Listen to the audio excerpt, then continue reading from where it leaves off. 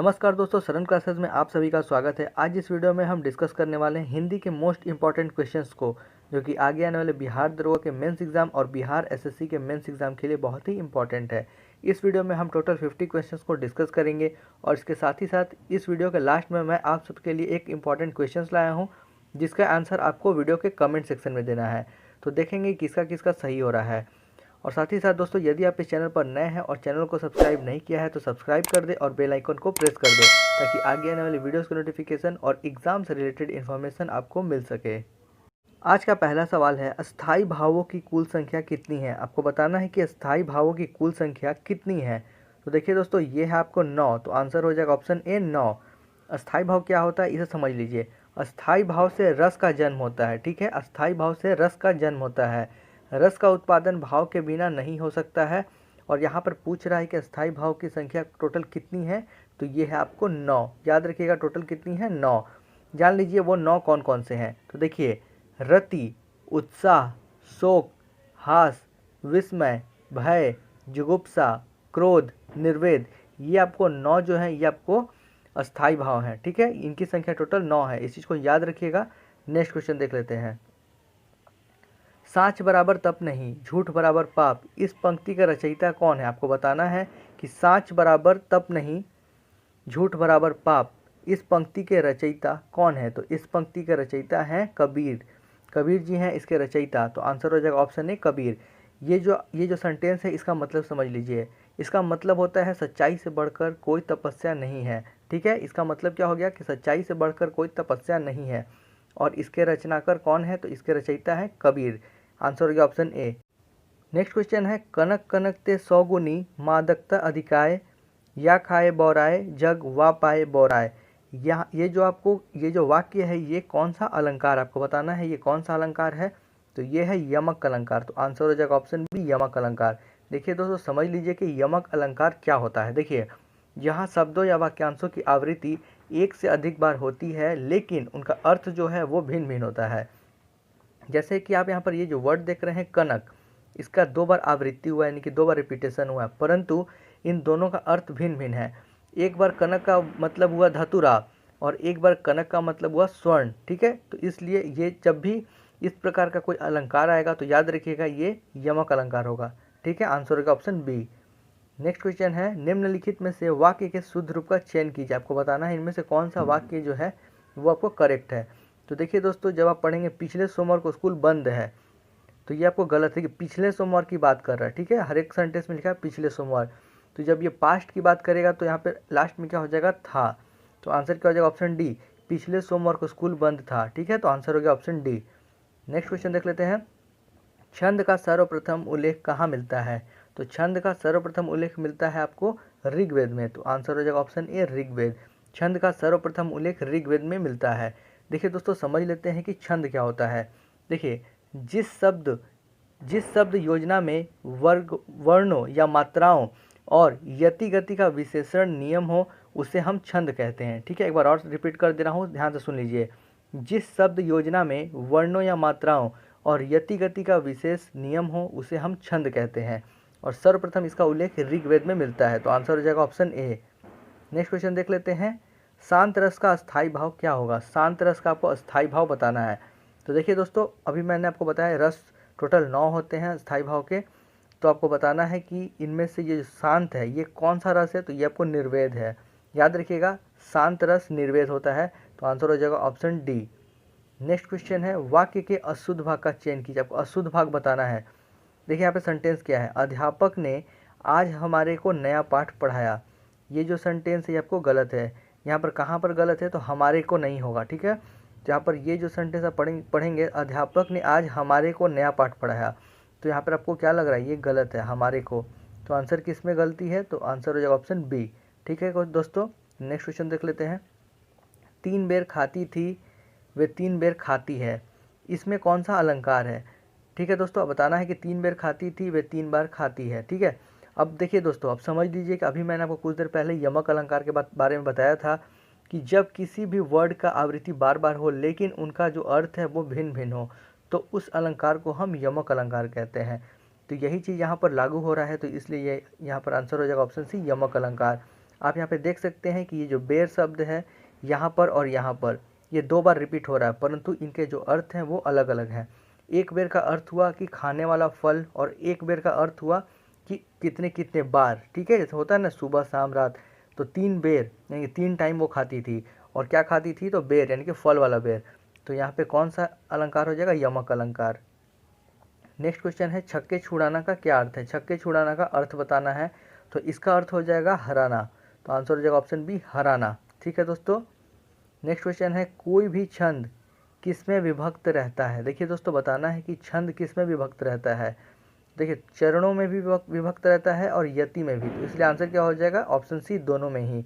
छंद जो होता है वो चरणों में और यति में, दोनों में विभक्त होता है, तो इसलिए आंसर हो जाएगा ऑप्शन सी।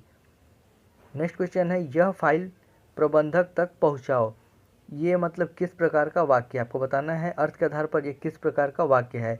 यह फाइल प्रबंधक तक पहुंचाओ, तो यहाँ पर आपको ये सेंटेंस पढ़ने पर क्या लग रहा है कि आज्ञा दिया जा रहा है किसी को पहुँचाने का, तो आंसर हो जाएगा ऑप्शन डी, फाइल पहुँचाने के लिए ऑर्डर दिया जा रहा है, तो ये हो जाएगा आज्ञावाचक वाक्य। नेक्स्ट क्वेश्चन है आपको यहाँ फिल इन द ब्लैंक्स भरना है। धतुरे सो कहत गहनो गाढ़ो न जात, यहाँ पर आपको बताना है कि यहाँ पर फिल इन द ब्लैंक्स में आगे क्या लगेगा, तो ये लगेगा कनक, तो आंसर हो जाएगा ऑप्शन बी, कनक धतुरे सो कहत गहनो गाढ़ो न जात। ठीक है, तो आंसर क्या हो जाएगा? ऑप्शन बी, कनक। नेक्स्ट है किसी के प्रति उदारता एवं कृपा पूर्वक किया जाने वाला व्यवहार क्या कहलाता है? आपको अनेक शब्दों के एक शब्द बताना है, तो ये हो जाएगा अनुग्रह। ठीक है दोस्तों, किसी के प्रति उदारता एवं कृपा पूर्वक किया जाने वाला व्यवहार को हम अनुग्रह कहते हैं। ठीक है, तो आंसर हो जाएगा ऑप्शन डी। नेक्स्ट क्वेश्चन है सर्वश्रेष्ठ रस किसे माना जाता है? सर्वश्रेष्ठ रस किसे माना जाता है? तो ये हो जाएगा आपको आंसर हो जाएगा ऑप्शन बी। ठीक है, तो ये है आपको ऑप्शन बी में श्रृंगार रस, इसे हम सर्वश्रेष्ठ रस मानते हैं। ठीक है, नेक्स्ट क्वेश्चन है दाम लगाना का क्या अर्थ हुआ? दाम लगाना का अर्थ बताना है, तो दाम लगाना का अर्थ होता है मूल्य आंकना, आंसर हो जाएगा ऑप्शन ए, मूल्य आंकना। ठीक है, नेक्स्ट क्वेश्चन देख लेते हैं, इनमें से द्वंद्व समास का उदाहरण कौन सा है? द्वंद्व समास का उदाहरण आपको बताना है, तो देखिए दोस्तों, द्वंद्व समास का उदाहरण है इनमें से ऑप्शन डी, रुपया पैसा। अभी आपको मैंने बताया भी था 2 दिन पहले के मतलब डेली आता है जो भी समास, उसके बारे में डिटेल बता देता हूँ। तो द्वंद्व समास के बारे में मैं पहले भी बता चुका हूँ। तो देखिए, द्वंद्व समास में क्या होता है कि वैसा समास जो होता है जिसमें कि योजक चिन्ह का यूज़ होता है। ठीक है, योजक चिन्ह का, योजक शब्दों का लोप होता है, तो वैसे समास को हम द्वंद्व समास कहते हैं।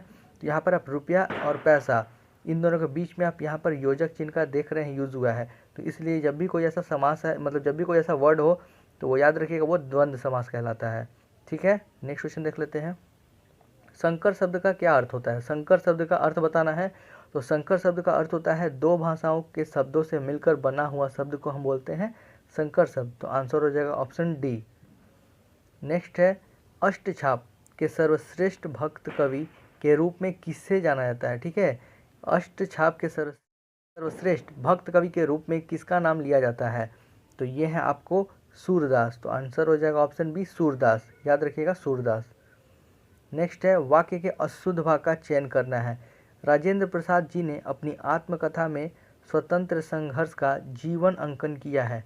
जब आप इस सेंटेंस को पढ़ेंगे तो यहाँ पे आपको समझ आ जाएगा, अपनी आत्मकथा। देखिए दोस्तों, अपनी और आत्मकथा दोनों ये शब्द एक साथ यूज़ नहीं हो सकते हैं। ठीक है, यानी कि आत्मकथा से साफ साफ पता चल रहा है कि उन्होंने अपनी कथा को लिखा है, इस यहाँ पे अपनी नहीं होना चाहिए। ठीक है, तो इस ऑप्शन ए में त्रुटि है। नेक्स्ट क्वेश्चन देख लेते हैं, वैज्ञानिक अनुसंधान धार्मिक ग्रंथों की शिक्षा के प्रतिकूल है। आपको यहाँ पर ये जो वर्ड दिख रहा है अनुसंधान, ये गलत है। आपको बताना है कि इन चारों में से कौन सा अनुसंधान सही है। तो देखिए दोस्तों, ये है आपको ऑप्शन डी, अनुसंधान ठीक इस प्रकार लिखा जाता है जिस प्रकार ऑप्शन डी में दिया हुआ है, तो आंसर हो जाएगा ऑप्शन डी। नेक्स्ट क्वेश्चन है, अव्ययी भाव समास का एक उदाहरण यथाशक्ति का सही विग्रह क्या होगा? यथाशक्ति का सही विग्रह होगा शक्ति के अनुसार। ठीक है, अव्ययी भाव समास का एक उदाहरण है यथाशक्ति, इसका अगर हम विग्रह करेंगे तो क्या बन जाएगा? शक्ति के अनुसार, तो आंसर हो गया ऑप्शन सी। नेक्स्ट है, अरुण ने परीक्षा में उत्तीर्ण होने के लिए बहुत परिश्रम किया। आपको बताना है कि बहुत परिश्रम किया, इसके लिए आपको बताना है कि कौन सा मुहावरा होगा। तो देखिए, बहुत परिश्रम किया का अर्थ हो जाएगा एड़ी चोटी का जोर लगाना। तो आंसर क्या हो जाएगा ऑप्शन सी, एड़ी चोटी का जोर लगाना। नेक्स्ट है दर्शन का तद्भव रूप इनमें से कौन सा होगा? दर्शन का तद्भव रूप बताना है। तो देखिए इनमें से आपको हो जाएगा ऑप्शन बी। जिस प्रकार ऑप्शन बी में ये दर्शन लिखा है ये है आपको दर्शन का तद्भव रूप। ठीक है। नेक्स्ट क्वेश्चन है अवनत। अवनत शब्द में कौन से उपसर्ग का प्रयोग हुआ है? तो दोस्तों मैंने आपको बताया था कि उपसर्ग क्या होता है। उपसर्ग यानी कि किसी भी वर्ड के पहले यूज होता है, यानी कि पहले जुड़ता है। ठीक है। तो अवनत में आपको बताना है कि किस उपसर्ग का प्रयोग हुआ है। तो अवनत में अव का प्रयोग हुआ है, तो इसलिए आंसर हो जाएगा ऑप्शन सी। ठीक है। नेक्स्ट क्वेश्चन है भारतीय समाज का पुनरुत्थान शिक्षा के विकास से है, शिक्षा के विकास से संभव है। ठीक है। तो देखिए यहाँ पे आप देख सकते हैं पुनरुत्थान लिखा है, पुनरुत्थान। आपको बताना है कि इन चारों में से कौन सा शब्द सही है, पुनरुत्थान किस प्रकार लिखा जाता है। तो जिस प्रकार ऑप्शन बी में लिखा है ये है बिल्कुल सही, पुनरुत्थान ठीक इसी प्रकार लिखा जाता है। तो आंसर हो जाएगा ऑप्शन बी। नेक्स्ट है हिंदी का आदि कवि किसे माना जाता है? तो हिंदी का आदि कवि स्वयंभू को माना जाता है। तो आंसर क्या हो जाएगा ऑप्शन सी, स्वयंभू। हिंदी का आदि कवि स्वयंभू को माना जाता है। नेक्स्ट क्वेश्चन है केदार का पर्यायवाची शब्द इनमें से कौन सा है? केदार का पर्यायवाची शब्द हो जाएगा महेश। तो आंसर क्या हो जाएगा ऑप्शन सी। दोस्तों समझ लेते हैं कि केदार के और कौन कौन से पर्यायवाची शब्द होते हैं।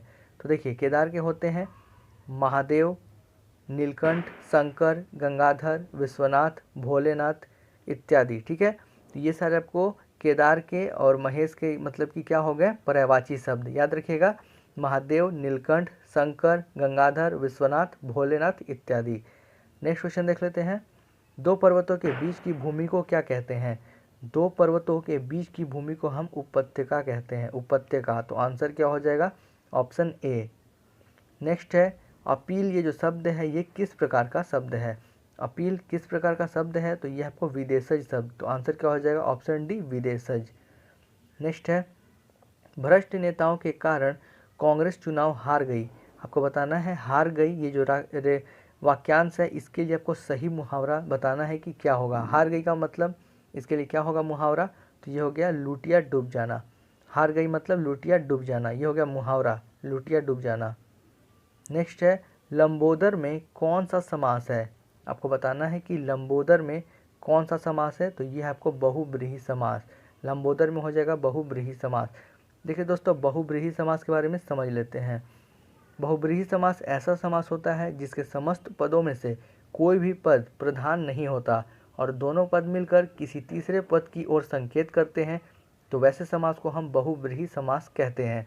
ठीक है। जैसे यहाँ पर आप लंबोदर देख रहे हैं ये आपको बहुब्रीहि समास का उदाहरण है, याद रखिएगा। लंबोदर बहुब्रीहि समास है, यानी कि हो जाएगा लंबा है उदर जिसका, अर्थात लंबोदर, जिसे हम गणेश जी को बोलते हैं ना लंबोदर। तो ये हो गया बहुब्रीहि समास। नेक्स्ट क्वेश्चन देख लेते हैं पाकशाला किस प्रकार का शब्द है? पाकशाला किस प्रकार का शब्द है ये आपको बताना है। तो ये है यौगिक शब्द, पाकशाला यौगिक शब्द है। तो आंसर हो जाएगा ऑप्शन बी। जो शत्रु की हत्या करता है उसे हम क्या कहते हैं? जो शत्रु की हत्या करता है, आपको अनेक शब्दों के लिए एक शब्द बताना है। तो यहाँ पे हो जाएगा ऑप्शन ए शत्रुघ्न। जो शत्रु की हत्या करता है उसे हम शत्रुघ्न कहते हैं। नेक्स्ट है ब्रह्मा का विलोम शब्द इनमें से कौन सा है? ब्रह्मा का विलोम शब्द है जीव। आंसर हो जाएगा ऑप्शन ए जीव। नेक्स्ट है काला अक्षर भैंस बराबर, इस लोकोक्ति का क्या अर्थ हुआ? काला अक्षर भैंस बराबर, तो इसका मतलब होता है अनपढ़। तो अनपढ़ होना हो जाएगा आंसर। काला अक्षर भैंस बराबर का मतलब हुआ अनपढ़ होना। नेक्स्ट है वह वस्तु जो नाशवान हो। ठीक है। वह वस्तु जो नाशवान हो उसे हम क्या कहेंगे? नश्वर। ठीक है। वह वस्तु जो नाशवान हो उसे हम नश्वर कहेंगे। नेक्स्ट है मुझे किस प्रकार का सर्वनाम है? आपको बताना है कि ये जो शब्द है मुझे, ये किस प्रकार का सर्वनाम है। तो ये है आपको उत्तम पुरुष। ठीक है दोस्तों, याद रखिएगा उत्तम पुरुष, जिसे हम इंग्लिश में फर्स्ट पर्सन बोलते हैं। ये है आपको, जैसे हम इंग्लिश में बोलते हैं आई वी, ये हमारा क्या हो गया? उत्तम पुरुष हो गया। तो उसी प्रकार हिंदी में भी उत्तम पुरुष वही हो गया, मुझे, मैं, मेरा, मेरी, ये सारे आपको उत्तम पुरुष के अंतर्गत आते हैं। नेक्स्ट है अधजल गगरी। इसके बाद आपको फिल इन द ब्लैंक्स में बताना है कि यहाँ पर क्या फिल होगा। अधजल गगरी क्या होगा? तो यहाँ पे हो जाएगा छलकत जाए। ठीक है। तो अधजल गगरी छलकत जाए, तो आंसर क्या हो जाएगा? ऑप्शन डी, छलकत जाए। नेक्स्ट क्वेश्चन है सागपात। सागपात में कौन सा समास है? देखिए दोस्तों, अभी मैंने आपको बताया कि जब भी ये योजक चिन्ह का यूज हो तो ये कौन सा समास हो जाता है? द्वंद्व समास। तो आंसर क्या हो जाएगा? ऑप्शन डी, द्वंद्व समास। ठीक है दोस्तों, याद रखिएगा। नेक्स्ट है मानव शब्द से विशेषण बनेगा। मानव यानी कि जो मानव शब्द है ये किससे विशेषण बनेगा? तो देखिए दोस्तों, ये हो जाएगा मानवीय। मानव शब्द से विशेषण जो बनेगा वो आपको हो जाएगा मानवीय। ठीक है, तो आंसर क्या हो जाएगा? ऑप्शन डी, मानवीय। गणेश का पर्यायवाची शब्द इनमें से कौन सा है? गणेश का पर्यायवाची शब्द आपको बताना है। तो गणेश का पर्यायवाची शब्द होता है गजानन। तो आंसर हो जाएगा ऑप्शन सी, गजानन। गणेश के और भी अन्य पर्यायवाची शब्द हैं, उन्हें जान लीजिए। इसके अलावा गजानन के अलावा है विनायक, गणपति, लंबोदर, गजानन। ठीक है, यानी कि ये सारे आपको गणेश के पर्यायवाची शब्द हो गए। नेक्स्ट है निम्नांकित में से बताइए कि नवीन विकसित ध्वनियाँ कौन सी है? यानी कि नवीन विकसित ध्वनियाँ इनमें से कौन सी हैं? तो ये है आपको ख और ग। ठीक है, नवीन विकसित ध्वनियाँ हैं ख और ग। तो आंसर हो जाएगा ऑप्शन ए। नेक्स्ट है निराला को कैसा कवि माना जाता है? ठीक है, निराला को कैसा कवि माना जाता है? तो इन्हें क्रांतिकारी कवि माना जाता है। निराला को क्रांतिकारी कवि माना जाता है। नेक्स्ट है आलस्य शब्द का विशेषण क्या होगा? आलस्य शब्द का आपको विशेषण बताना है। तो आलस्य का विशेषण हो जाएगा आलसी। आंसर होगा ऑप्शन सी, आलसी। नेक्स्ट है सृष्टि का विलोम शब्द इनमें से कौन सा होगा? सृष्टि का विलोम शब्द आपको बताना है। तो ये है सृष्टि का विलोम प्रलय। तो आंसर क्या हो जाएगा? ऑप्शन बी, प्रलय। प्रलय हो जाएगा सृष्टि का उल्टा। नेक्स्ट है किस काल को स्वर्ण काल कहा जाता है? यानी कि किस काल को स्वर्ण काल कहा जाता है? तो वो आपको भक्ति काल को स्वर्ण काल कहा जाता है। तो आंसर क्या हो जाएगा? ऑप्शन बी, भक्ति काल। नेक्स्ट है ऋण टूटना। ऋण टूटना का क्या अर्थ होता है? आपको बताना है। ऋण टूटना का अर्थ तो हो जाता है आधार ही न रहना, यानी कि कोई बेस ही नहीं रहा। तो आंसर क्या हो जाएगा? ऑप्शन ए, ऋण टूटना का अर्थ हो गया आधार ही न रहना। नेक्स्ट है पहाड़ का पर्यायवाची शब्द इनमें से कौन सा नहीं है? याद रखिएगा दोस्तों, यहाँ पे नहीं है पूछ रहा है। तो पहाड़ का पर्यायवाची इनमें से कौन सा नहीं है? तो वो है आपको शैवाल। शैवाल पहाड़ का पर्यायवाची नहीं है। जबकि पहाड़ का पर्यायवाची देख लीजिए पर्वत है, भूधर है और नग है। याद रखिएगा, पहाड़ का शैवाल पर्यायवाची नहीं है। तो आंसर क्या हो जाएगा? Option C. नेक्स्ट है हाथ ऊंचा होना का क्या अर्थ है? हाथ ऊंचा होना का अर्थ बताना है। तो इसका अर्थ होता है दान आदि देने के लिए मन में उदारता का भाव होना। तो आंसर हो जाएगा ऑप्शन बी। हाथ ऊंचा होना का अर्थ हुआ दान आदि देने के लिए मन में उदारता का भाव होना। नेक्स्ट और लास्ट क्वेश्चन है आज का, भाई बहन में कौन सा समास है? भाई बहन में आपको समास बताना है। देखिए दोस्तों, अभी फिर से ये क्वेश्चन आ गया। यहाँ पर आप देख रहे हैं योजक चिन्ह का यूज हुआ है, यानी कि यहाँ पर जरूर योजक शब्द का लोप होगा। तो जब इसे हम तोड़ेंगे बहन, तो भाई बहन का जब तोड़ेंगे तो ये बन जाएगा भाई और बहन। ठीक है, तो ये किस प्रकार का समास है? तो ये आपको द्वंद्व समास है। तो आंसर हो जाएगा ऑप्शन ए, द्वंद्व समास। ठीक है दोस्तों, अब हम देख लेते हैं आप लोग के लिए होमवर्क वाले क्वेश्चन को, जिसका आंसर आपको कमेंट सेक्शन में बताना है। तो ये आपको क्वेश्चन है, स्वागत में प्रयुक्त संधि का नाम कौन सा है? स्वागत ये जो वर्ड है इसमें कौन से संधि का नाम मतलब बताना है, कौन सा संधि का यूज हुआ है? व्यंजन संधि, यण संधि, दीर्घ संधि या फिर वृद्धि संधि? आंसर को कमेंट सेक्शन में बताएं।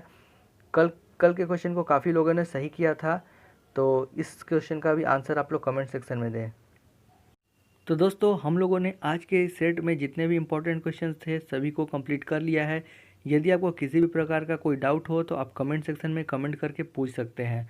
और साथ ही साथ आप अपने मार्क्स को भी बताएं कि आपको इसमें से कितने सवाल आ रहे थे और कितने नहीं आ रहे थे। ठीक है दोस्तों, और यदि आपको ये वीडियो पसंद आया हो तो प्लीज़ अपने दोस्तों में भी शेयर कर दें और वीडियो को लाइक करें और वीडियो को ज़्यादा से ज़्यादा शेयर करें। और चैनल पर नए हैं, सब्सक्राइब नहीं किया है तो सब्सक्राइब कर दें और बेल आइकन को प्रेस कर दें। तब तक के लिए bye and thank you for watching this video.